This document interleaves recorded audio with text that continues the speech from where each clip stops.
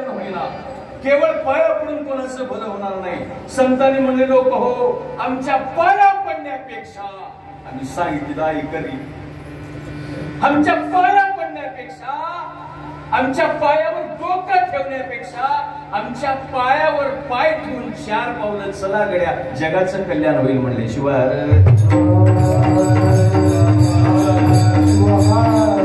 माणसं एवढे हुशार आहेत, त्याला म्हणतोय पाया पडले की शॉर्टकट आहे, गप पुण्याबरोबर होईल.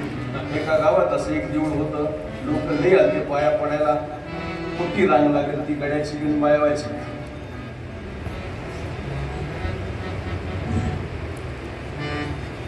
रांग लागेल ती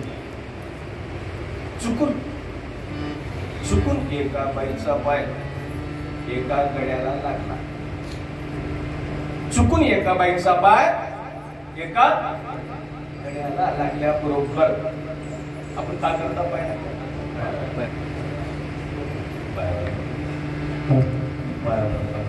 काय करतो आपण का, जे जे दिसे दृष्टी पुढे ऐसिया संतांचे वडे,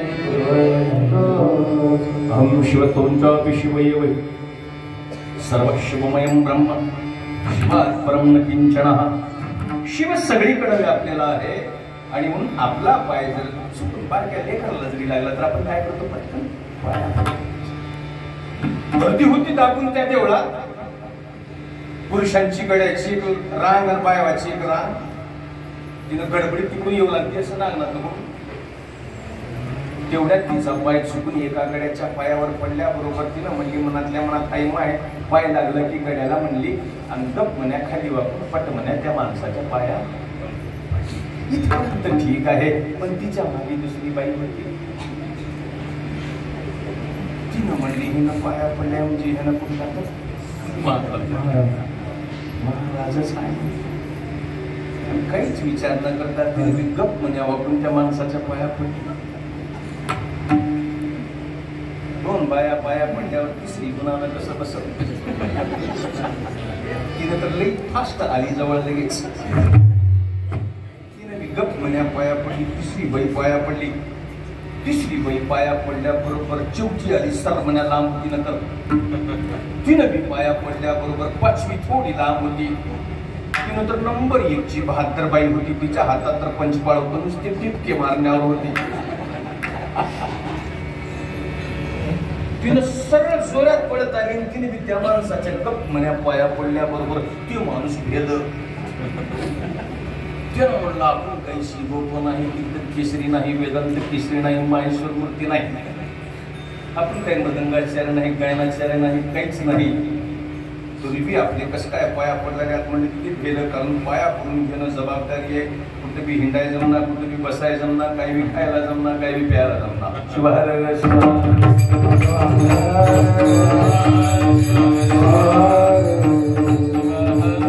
ती बाई आणि 5वी बाई आल्याबरोबर ती माणूस गेलं आणि देऊळ सोडून बाहेर पडत सुटलं. नाचावून गेलं ते पाया कावर पडल्या. गोष्टी तर संपन्न नाही हो, तिथून सुरू होते. ती माणूस गेलं पळत बाहेर सडकला. ज्या बायावाला पाया पडायला मिळालं त्या समध्या बाया समाधान होत्या. पण ज्यांना पाया पडायला मिळालं नव्हतं त्या म्हणल्यामुळे आपलं नशीबच खराब. किती सत्याचा महाराज होता की, किती मोठा महाराज होता की त्याला पाया पडायला मिळाली की माय म्हणली नागनाथाला सोडले, देवाला सोडले, त्या माणसाच्या मागे पडत सुटले. थांबा महाराज थांबा. ते माणूस मागे फिरून बैठलं, त्याच्या मागे पाया लागत त्या अजून जोऱ्यात पाया, अजून जोऱ्यात. थांबा महाराज नका पाया पडू द्या. तो माणूस घाबरून अजून जोऱ्यात पडला. पळता पळता चिठीच्या पुढे गेलं, फार पुढे गेलं. पाया अजून जोरात पळाल्या.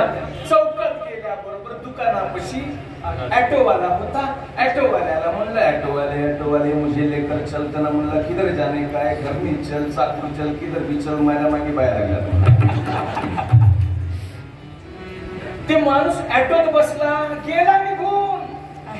पण बाया तिथपस्तर गेल्या म्हणल्या माय आपलं नशीबच खरा किती मोठा महाराज होता की म्हणल्या आणि खाली वाकल्या ते ऍटो जिथून गेलता तिथली माती उकरल्या पदरात भरले घरात आणून उधळले तेव्हा बाया शांत झाली शिवाय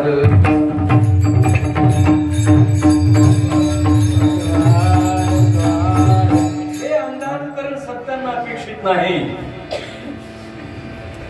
संतांनी सांगितलं लोक हो आम्ही जे लिहिलंय ते काही फुगत नाही आमच्या पण काही अपेक्षा आहेत आम्ही शिवपाठ लिहिलाय फुगत नाही शिवदास माऊलीने म्हणलं आमच्या अपेक्षा आहेत बरं आम्ही एवढी मेहनत केलं आयुष्य गेलं आमचं म्हणणं माऊलींच्या मागे वारसदार नव्हता कोणी भाऊ नव्हता बहीण नव्हती मामा नव्हता आत्या नव्हती मावशी नव्हती काका नव्हता वस बुडाला पूर्ण विराम झाला मनमथ स्वामीच्या कुटुंबाचा त्या मनमथ स्वामीने देखील म्हणलं लोक हो आमच्या अपेक्षा आहेत बरं तुमच्याकडे एक नारळ फोडून जाऊ नका गड्या थोड्याशा लहाया चुरमुऱ्याचा प्रसार आम्हाला दाखवून वर्षाला एक बार येऊन तोड दाखवून जाऊ नका अपेक्षा आहेत मला तुमच्याकडे राष्ट्रसंतांनी म्हणलं एवढं जीवन अर्पण केलं तुमच्यासाठी शेवटच्या श्वासापर्यंत अपेक्षित बरं माझ्या तुमच्याकडे संतांनी सांगितलं लोकांनी सांगितलं लोक हो आम्हाला देवाकडनं अपेक्षा नाही देवाकडनं अपेक्षा तुम्ही धरा आम्ही तुमच्याकडनं धरतो आणि पहिली अपेक्षा महादेव प्रभू